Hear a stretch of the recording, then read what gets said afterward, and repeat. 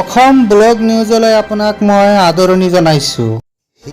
নিম্ন প্ৰাথমিক বিদ্যালয়ৰ যি 13 গৰাকী শিক্ষক শিক্ষয়িত্ৰীলৈ এই বছৰ অৰ্থাৎ 2022-23 বৰ্ষৰ যি শিক্ষক বঁটা প্ৰদান কৰিব তেওঁলোকৰ নামসমূহ মই এই ভিডিঅ'টোত আলোচনা কৰিম।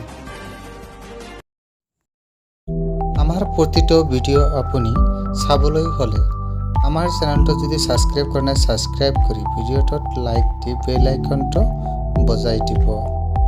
আহক এতিয়া আমি ভিডিঅ'টোৰ মাজলৈ যাওঁ।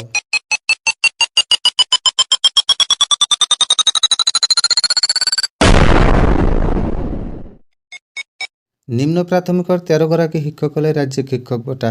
এই শিক্ষক বঁটা পোৱা শিক্ষাগুৰুসকলৰ নাম হ'ল চৰাইদেউৰ শিক্ষয়িত্ৰী ৰাণু ফুকনলৈ বঁটা, চৰাইদেউৰ সাপেকেটি ব্লক LP স্কুলৰ প্ৰধান শিক্ষয়িত্ৰী ৰাণু ফুকন, কৰিমগঞ্জৰ শিক্ষক চন্দন ত্ৰিপাঠীলৈ বঁটা, কৰিমগঞ্জৰ 754 নং নীলচেৰা LP স্কুলৰ প্ৰধান শিক্ষক চন্দন ত্ৰিপাঠী, ওদালগুৰি শিক্ষয়িত্ৰী উষাৰাণী বায়নীলৈ বঁটা, ওদালগুৰি 586 নং গেৰুৱা বগৰীগুৰি LP স্কুলৰ প্ৰধান শিক্ষয়িত্ৰী উষাৰাণী বায়ন, কামৰূপৰ শিক্ষক উপেন্দ্ৰ কৌৰলৈ বঁটা, কামৰূপৰ পূব সোণাপুৰ LP স্কুলৰ প্ৰধান শিক্ষক উপেন্দ্ৰ কৌৰ, শোণিতপুৰৰ শিক্ষক ৰঞ্জন শইকীয়ালৈ এই বঁটা, শোণিতপুৰত লোকনায়ক অমিয় কুমাৰ দাস LP স্কুলৰ সহকাৰী শিক্ষক ৰঞ্জন শইকীয়া, বঙাইগাঁৱৰ শিক্ষয়িত্ৰী জুৰি দাসলৈ বঁটা, বঙাইগাঁৱৰ দৰচটিলা LP স্কুলৰ প্ৰধান শিক্ষয়িত্ৰী জুৰি দাস,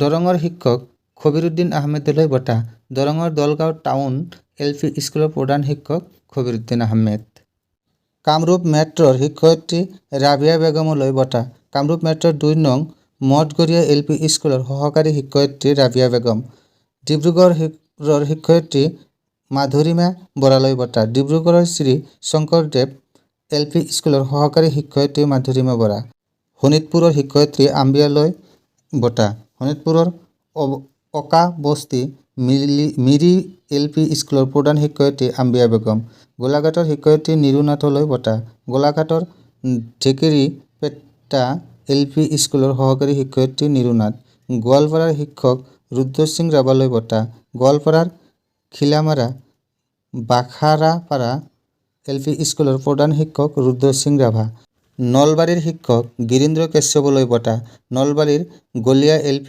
স্কুলৰ প্ৰধান শিক্ষক গিৰীন্দ্ৰ কাশ্যপ।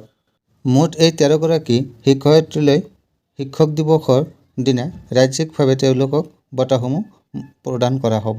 গতিকে সমূহ আমাৰ কৃতি শিক্ষক শিক্ষয়িত্ৰীলৈ শিক্ষক দিৱসৰ শুভেচ্ছাৰে তেওঁলোকক ধন্যবাদ জ্ঞাপন কৰিছোঁ।